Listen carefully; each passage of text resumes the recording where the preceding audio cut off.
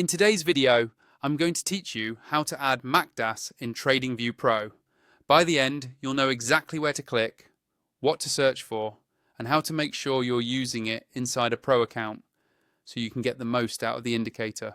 First, make sure you're logged into TradingView and that you've got a chart open.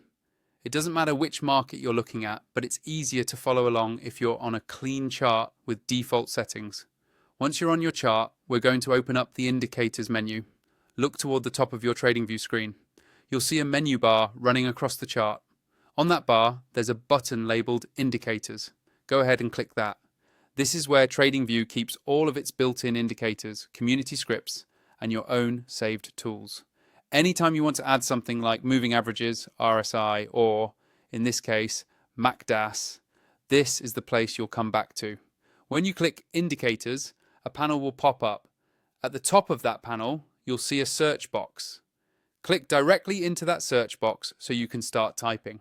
This search area is important because TradingView has a huge library of indicators, and scrolling through them manually can take forever.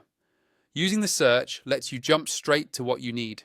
Now, in that search box, type MACDAS. Take a moment to make sure you've spelled it correctly, because even a small typo can cause it not to appear in the results. As you type, TradingView will automatically filter the list below. When you see MACDAS show up in the list of results, simply click on it once. The moment you do that, TradingView will add it directly onto your chart, usually either in a separate pane below your price chart or overlaid, depending on how the script is designed. Give yourself a few seconds to look at how it appears.